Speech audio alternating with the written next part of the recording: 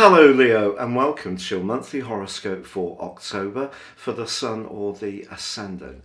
I'm going to give you a brief overview of the dominant strands of this month before going on to give you a much more detailed forecast, so please stay with me.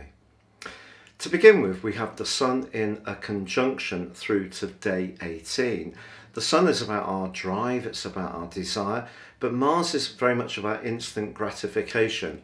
It can be a bit more impulsive, but the combination together in house 3 for you is going to give you a greater desire to say how you feel, what's on your mind.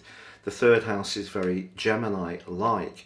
But of course the Sun and Mars are actually in the sign of Libra. So expressing your passion but in a balanced way is important. Mercury is also retrograde in this sector, so choosing what you say with care is going to be important. But with Pluto, Saturn, Jupiter and Mercury all unraveling from retrogrades later this month, that is also very exciting. Now, before I go on, if you're new to my channel, I'd be honoured if you would subscribe. Please click or tap on the bell notification symbol. And if you'd like to get your free daily horoscope fired to your device each morning, this is a written horoscope, please also subscribe underneath this video. I've been writing these for 27 years. I write for Britain's most read daily newspaper, and this is your chance to get these daily alerts too. Also, with the new year fast racing up, if you'd like to get your year 2022 personal forecast this year, now I'll give you the rest of year 2021 3 plus the whole of next year, a character analysis and 30% off. This is based on your time, date and place of birth and will give you searing insights. Please see the link below for more. So going back to the start of the month, that Sun, Mars and Mercury combination in your third house. The third house is around our activities on a daily basis, so it can be communications with neighbours, siblings, can also govern technology. So with Mercury going backwards here, maybe a trusted device may need an update or may need some kind of service. Also, it's important to keep the lines of communication open with Mercury retrograde. But as ever with Mercury retrograde, it's vital that we realise it has opportunities. It's not just full of glitches, it's a push to sort out things that haven't been at the optimum level. So if you've not been in touch with a sibling recently, a great chance to reconnect. If there is something you can be a bit more efficient about in terms of expressing your opinion, the passion of Mars will surely help. It's just that across the first 6 days, Leo, Mercury is tangling with Pluto, and there can be a kind of intensity around your communication. Maybe you will feel a bit tense in terms of practical issues that you need to grapple with, but just try to stay as cool as possible. Venus, the planet of relating, is actually in your home zone for the first week, and you could still be making some changes to the decorative scene, so that may be some new colour schemes, maybe some new furnishings or fabrics or objet d'art.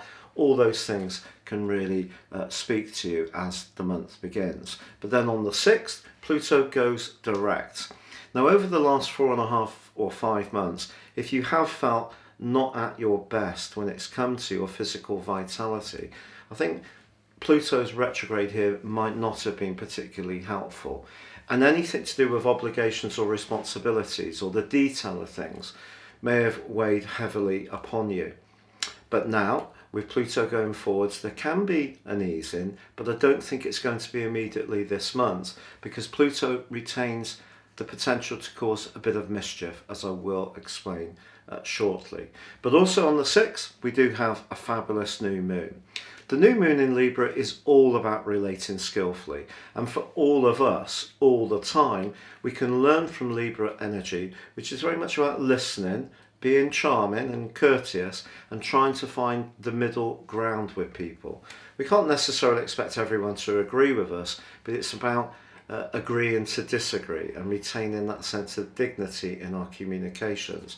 But of course, with Mars in the mix, that's a much more impatient energy and much more potentially direct. So your nervous system could be revved up by this particular new moon, especially any discussions to do with work or your professional role in the wider world. And this is because Uranus, the planet of rebelliousness, in house 10, which governs those wider interactions, is in a quincunx or 150-degree angle with the new moon. So with all good intentions about communicating better, there still can be some raw moments this month, both through the Uranian energy in your house 10 and the Pluto energy in house 6. But on the 7th, there's a wonderful moment for you personally, because Venus moves into the sign of Sagittarius, which of course shares your fire triplicity. And the 5th house is very much about pleasure, joy, children, creativity, romance, sociability.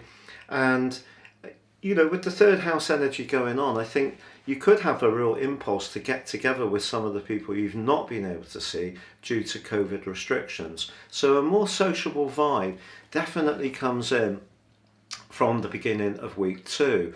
Also on the 11th, Saturn in your sector of relating ends its retrograde. So again, if there's been tensions about a relationship, whether it's one you're already in or with somebody you were in, or it's in a relationship with a family member or a friend, then things can lighten up. Also, I should tell you that between the 10th and the 16th, Venus forges a brilliant link to Saturn. So if ever there was a time to say what you mean and mean what you say, but do it in a way that everyone feels is really nice and constructive and gives us all a better sense of understanding, then the 10th to the 16th can help you to do that.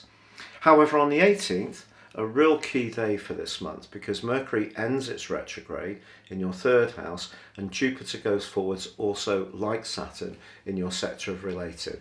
So generally, if there have been limitations around any kind of alliance, collaboration, partnership, or perhaps where you do need to interact with your rivals or your competitors, I think things are really going to improve from the middle of this month.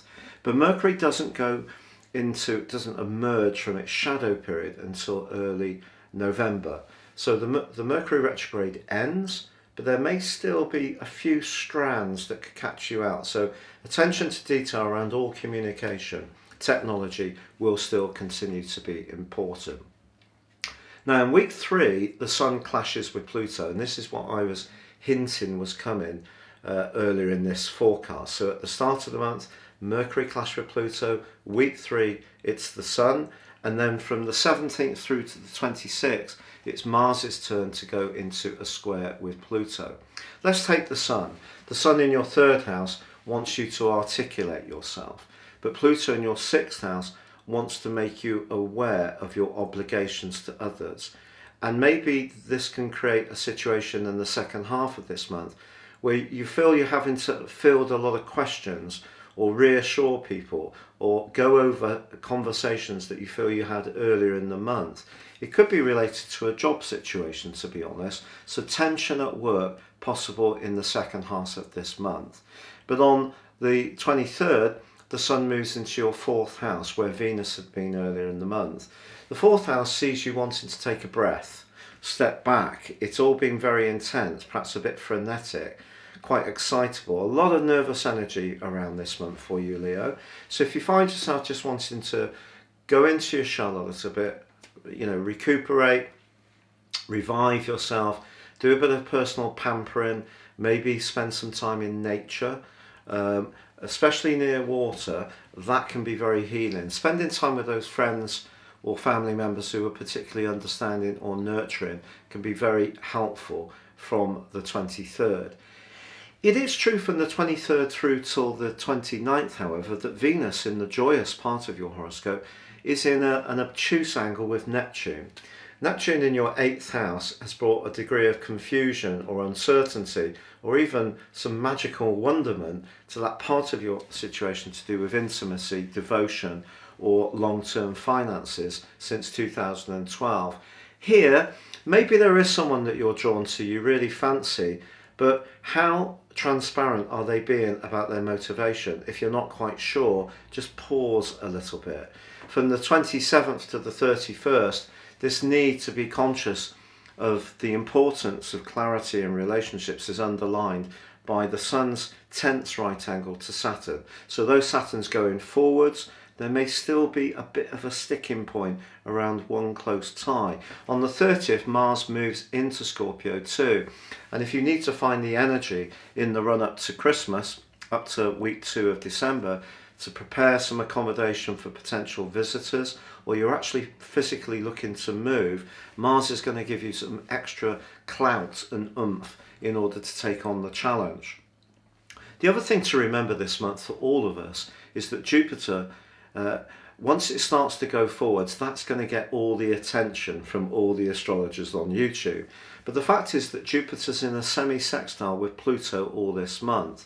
So even if something's proving a bit trying at work or around your obligations, try to keep the lines of communication as open and as harmonizing as possible. That doesn't mean you're always going to agree with everyone this month, but I do think if you don't react, it's going to be helpful, because Mars, alongside that new moon and alongside the Sun the first 17-18 days, but in that square with Uranus, could see you inclined to just be a bit more spontaneous in how somebody impacts on you, and kind of say something quickly, maybe even uncharacteristically, which would be better for you if you just take a little bit of time to take a breath and just really think through how it seems to the other person and perhaps why they responded in that way, rather than just being sheerly annoyed because they responded in a way that's a bit challenging. So a lot of opportunities around communications this month, in the start of the month, but it is important to make sure that organisation flows for you. You're not trying to force it. So that means pacing yourself around, particularly work, I think. And then towards the end of this month, finding some personal and private time for you. Please stay safe, take care, good luck, and goodbye.